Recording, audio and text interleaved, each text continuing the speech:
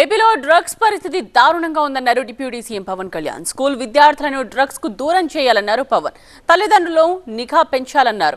ప్రభుత్వం తరపున అన్ని చర్యలు తీసుకుంటామన్నారు. ఆస్ట్రేలియా తరహాలో సోషల్ మీడియా చట్టాలు తీసుకొస్తామన్నారు పవన్ కళ్యాణ్.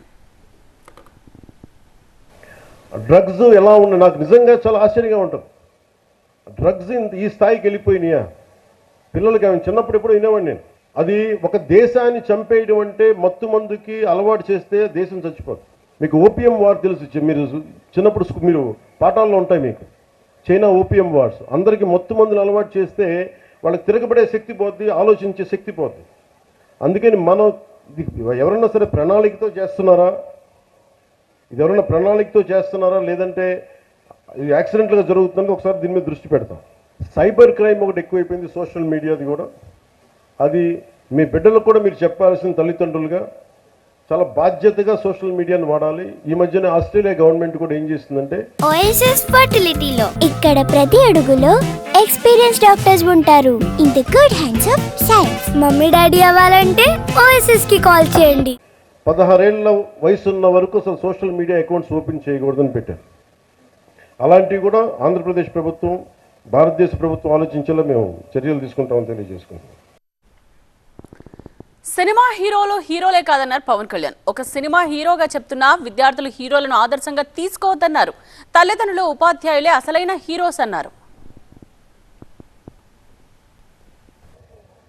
మీ హీరోస్ కూడా సినిమాల్లోనే చూసుకోకండి హీరోలని.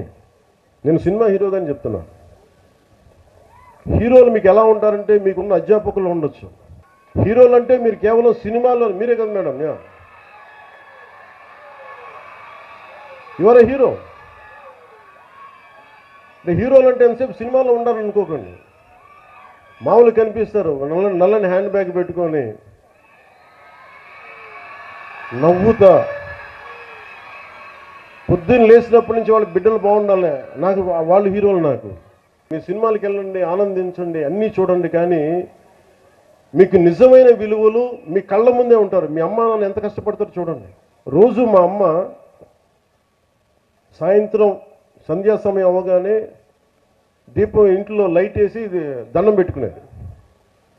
నేను 2-3 సార్లు చూశాను, ఎవరికమ్మా దండం పెడుతున్నావు అన్న. ఏ దేవుడికి దండం పెడుతున్నాను అడిగితే మా అమ్మ అంది, నేను థామస్ ఆల్వా ఎడిసన్కి దండం పెడుతున్నాను అన్న, మనకి లైట్ ఇచ్చినందుకు, మన బల్బ్ ఇచ్చినందుకు, ఎలక్ట్రిక్ బల్బ్. ఆ విలువ చదువు వల్ల రాదు. నా పాయింట్ ఏంటంటే మీరు పిహెచ్డీలు చదవండి, ఇంకోటి చదవండి, కానీ విలువతో కూడిన విద్య చాలా అవసరం. సో మీ తల్లిదండ్రులు అలా అంటాడు. నా తల్లి హీరో, నా తండ్రి నాకు హీరో. ఎందుకంటే కష్టపడ్డాడు మా నాన్న. నా సినిమాలు వేసినప్పుడు నేను నడిస్తే వెనకాల రికార్డింగ్లు ఉంటాయి. గడ్డం తీసినా గడ్డం ఉంచుకున్న సింహంలాగా డైలాగులు చెప్తే రికార్డింగ్లు ఉంటాయి.